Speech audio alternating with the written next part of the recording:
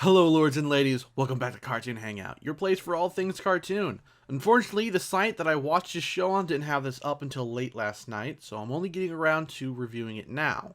Let's get to it then. Episode 7, Lady Wi-Fi, is a fun little episode that involves Alya finally getting her turn at being an akumatized villain, after she's suspended from school because she snapped a photo of Chloe, who she suspected of being Ladybug. Which is a funny thought, to be honest. Sure, being a jerk could be a great cover for your superhero double life, but I doubt any real hero would do that. It'd be easier to just be unassuming than draw attention to yourself. What's even funnier is Chloe spends her nights dressing up as Ladybug. It's kind of cute. It makes you forget that she's a B-word. This mirrors the Spider-Man comic books, actually, where in the past, Peter Parker's biggest bully, Flash Thompson, was part of the Spider-Man fan club and dressed up as his favorite hero from time to time. So all kinds of irony there, considering Chloe picks on Marinette relentlessly, who really is Ladybug. I'm wondering if there will come a day when Chloe finds out the secret, and maybe starts treating Marinette better. I doubt it happens in season 1, because pretty sure a fan told me that so far in the sub version, she still acts like a jerk. Now, I really like that Alya was the villain of this episode, and her powers really fit who she is, which makes for a great inversion of herself. She seeks out the truth, and her akumatized version does the same, but with more of an evil intent. Now, while I did enjoy the whole friend versus friend thing that this episode was going for, the fact that Marinette didn't view it as fighting her friend but as saving her, and that characters seemingly have no memory of being akumatized, doesn't give us any sort of deeper look at Alya, or her friendship with Marinette, or even with her quest to unmask Ladybug. Although I do have to keep in mind that the show is going for a slightly lighter tone than the original concept, so I may have to give this a pass, but it still bugs me. Not that this episode was a letdown in any way, no. As I said, it was really fun seeing Alya get her chance to be the big bad, even if from time to time she didn't come off that villainous. A few times it was just melodrama that didn't really come off seriously, came off more corny, and the idea of a villain whose power comes from herself is pretty silly, but genius at the same time. In a time where a person's cell phone is almost an extension of who they are, it's interesting to see it take on more of a negative connotation, literally, in this episode. I'd love to see some of the past Akuma that older Ladybugs have had to deal with. Can you imagine an old-timey telephone villain? Or a telegraph one? Oh man, someone make some fan art of that. I'll definitely feature it in a video if you do. In this episode, we also see that Adrian is becoming more and more interested in who Ladybug really is. Although there's only been 7 episodes thus far, in the earlier ones, he didn't seem all that interested in who she was under the mask. However, after the copycat incident, I think it's become something he's thinking about more often. Heck, in this episode, he asks about her identity twice, the second time being the most heartbreaking. Stay! I won't tell anyone who you are. Cat's honor. Nobody must know who we really are. Not even us. You can almost feel his love for Ladybug in that scene. I'm not crying. You're crying. And while he is momentarily tempted to peek and see who she is, he doesn't. Which, in my opinion, is more proof that he does actually have real feelings for her, and that he's mature, because he respected her not wanting to reveal her secret identity.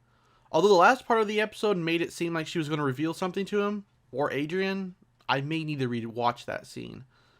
Some notable moments of the episode was the reveal that the Ladybug's mask can't be removed because magic, which I think really subverts many a superhero story where the hero is in a compromising position and about to have their mask taken off.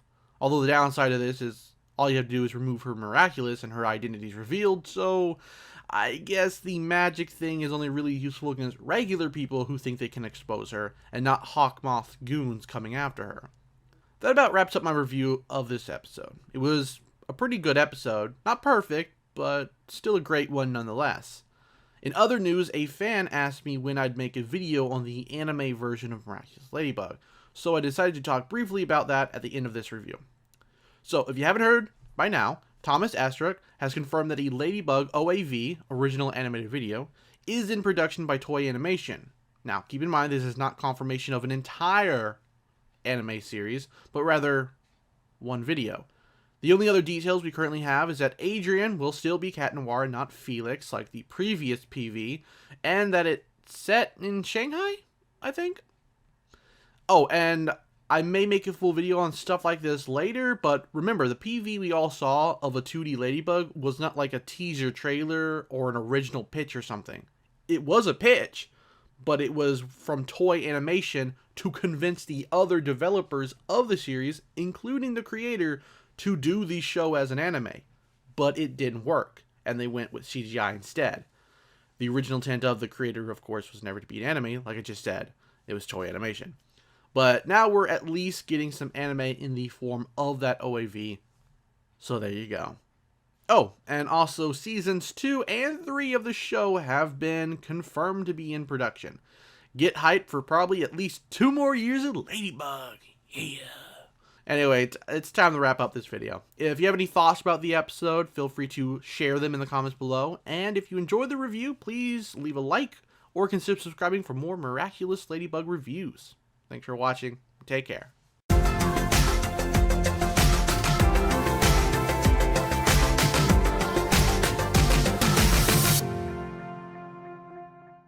Hello, lords and ladies. Welcome to Cartoon Hangout, your place for all things cartoon. Episode 8, the Evillustrator, is probably the cutest episode thus far due to the villain of the week, Nathaniel, having a huge crush on Marinette, even going so far as to draw a comic where he saves her from previous akumatized characters Lady Wifi and Stormy Weather. Ooh,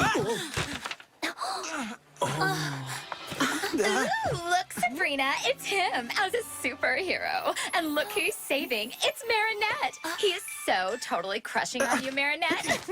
We'll discuss him some more in a bit. Most of the episodes thus far have been your standard fare. That's not a dig, just an observation. But I think this is one of the first episodes to stray a little bit from the formula. Instead of Marinette in disguise as Ladybug for most of the episode, she actually jumps into the action, so to speak, as herself, in order to get the drop on poor Nathaniel. This also gives us a rare mode of insight into the interactions of Cat Noir and Marinette, rather than Cat Noir and Ladybug, or Adrian and Marinette, which is pretty fascinating to witness. Hey, I haven't even introduced myself. I'm Cat Noir. Yeah, I know. You kind of save the day all the time and stuff. I'm Marinette. So what are you doing here? I'll admit, he's still just as flirty with Marinette as he is with Ladybug, but to me it most likely is how he acts in general as Cat Noir. It just happens that his flirting with Ladybug comes from his heart, rather than just his ego. Here he's just showing off. These aren't the only characters we get insight into in this episode either. No, we also explore the friendship between Chloe and Sabrina. And boy, it's just as twisted as you'd expect. Let me correct something. It's not a friendship, really. Chloe uses Sabrina, and Sabrina just lets it happen. Honestly, I felt so bad for Sabrina up to this point, and I even felt worse when I discovered Chloe was just using her. Although Sabrina is fairly quick to turn on Chloe when she thinks she's gotten a new best friend in Marinette, so she's not so innocent either. I'd love to see a status quo change between the two of them, but I don't think that'll happen this season, if ever. The relationship is just really symbiotic in a way. Chloe gains the most, obviously, help with homework, and Sabrina gains a quote-unquote friend. Reminds me of Cece from Code Lyoko. Finally, let's talk about the villain of the episode, Evillustrator. What a name, huh? Just rolls off the tongue easily. I think this makes our second tech-based villain for the dub, and I actually really like that. In any other cartoon, you might see him with a pen and paper. Heck, there's an anime going on right now where one character's power involves having to draw a monster in order to trap it, but it takes place somewhat in the future. Why is he using paper? So I'm personally in love with the idea that Evillustrator's drawings are on a tablet instead, mostly because working in today's technology is quite fascinating. But let's not forget his inventive use for his powers. I do want to say I dislike the English name that they chose for him. I appreciate how punny it is, combining evil with illustrator, but a direct translation of his French name would have sounded better, in my personal opinion. Basically, he could have just been the illustrator. That's just my personal nitpick though. Ultimately, the names don't matter as much as the villain themselves, and Nathaniel's probably the most interesting one so far. Why? Well, the crush aspect isn't why, because we've already had Copycat crushing on Ladybug. and we've already had a tech-based villain with Lady Wifi. No, I find him interesting because he actually doesn't follow Hawkmoth's orders, at least at first. While other villains have taken too long to acquire the Miraculouses, they at least actively attempted to do so, even if they got distracted sometimes. Nathaniel was so enamored with Marinette that he planned on disobeying Hawkmoth for quite a bit of time. It's because of this that we learned something new about Hawkmoth's powers. So get it, or else. Okay, I will! He can take control over their bodies. I know this probably shouldn't come as too much of a shock, given that it's his powers that allow others to get theirs, but it's still the newest piece of information we've gotten on Hawkmoth in forever. This new info makes me want to know even more about Hawkmoth and his end goals. Why does he need the Miraculouses? Has there always been a Hawkmoth, or is he the same one? The very idea that there's been a Hawkmoth to fight Ladybug and Cat Noir seems to be inspired by The Legend of Zelda. Hawkmoth really has the potential to be a great villain, but so far we only catch glimpses of him when he akumatizes his victims. At this point, he's the Rita Repulsa of the show. I'm hoping we get more episodes with him in the near future. Can you imagine him actually taking the fight to Ladybug and Cat Noir? It'd be epic, certainly. Another great episode with a pretty stellar new villain that incorporates technology in an interesting way, and allows us a somewhat closer look at some of the characters' relationships, even some we haven't seen yet. And that's been my review of episode 8. Let me know your thoughts on the episode in the comments below, and make sure to subscribe for more Miraculous Ladybug reviews every Monday. Take care.